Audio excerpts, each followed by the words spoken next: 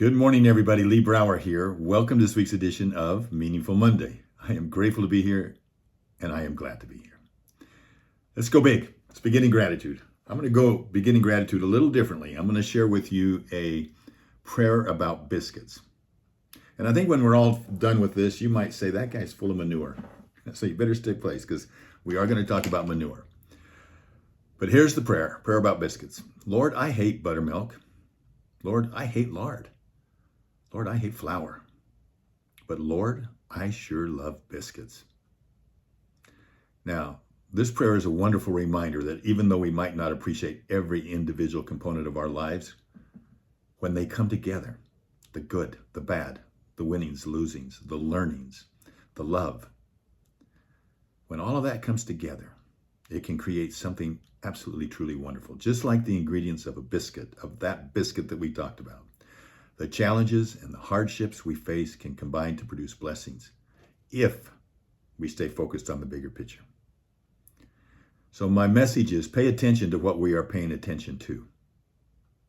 In our daily lives, what we focus on amplifies. If we constantly pay attention to what is wrong, we end up amplifying the negative. And the media, what do they want us to? They want to just get our attention. They don't care if it's good or bad. But they often highlight the problems around us to capture our attention. Then we have a choice in that moment. We get to remember to focus on the positive aspects of our life, within our families, within our workplaces, and within our communities. It's up to us. I want you to think back to 1898. Oh, I worded that wrong, didn't I? You're not going to think back to 1898, and don't think I will either. But in 1898, you may not know this, but delegates from around the world, they gathered together in New York to discuss what was considered to be a world environmental disaster. I want you to think about what it was like in New York City at the time. 150,000 horses. They weren't the only capital in the world, major city, that had horses everywhere. They were smothered in manure. Think about it. New York City had 150,000 horses. That meant that the city had to manage over 3 million pounds of manure every day. How many gallons of urine? 40,000. It's an ecological disaster. And they had no solutions. They had no solutions.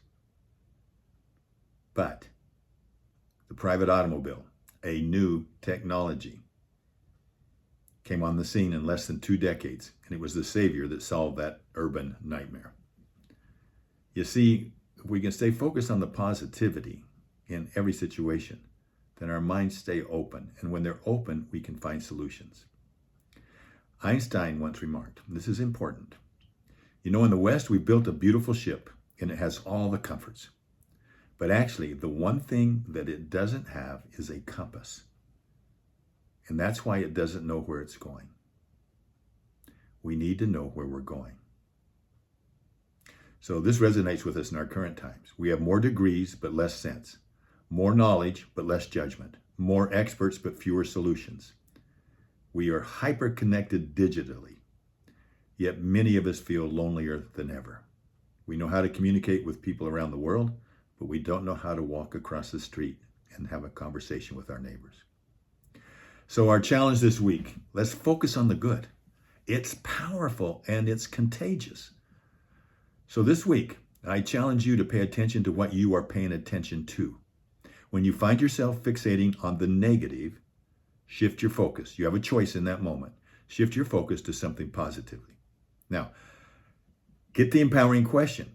First of all, at the end of the day, ask yourself, what is one good thing that happened today? All right, that's just what I want. Would you agree with me? Would you go along with me each day? Just ask that question. Put a reminder someplace in your journal, someplace, put a stick 'em up someplace, and ask yourself, what is one good thing that happened today?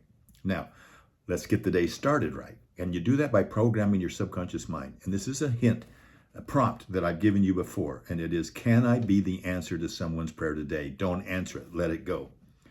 If you want to have some fun with this, I did this myself. I just put that question into ChatGPT. Can I be the answer to someone's prayer today? And it gave me 10 very simple things that I could do. It opened up my mind. And then just let it flow and see what happens.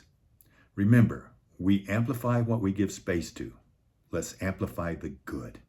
Have a meaningful week. I look forward to talking to you next week. Onward, upward, and outward.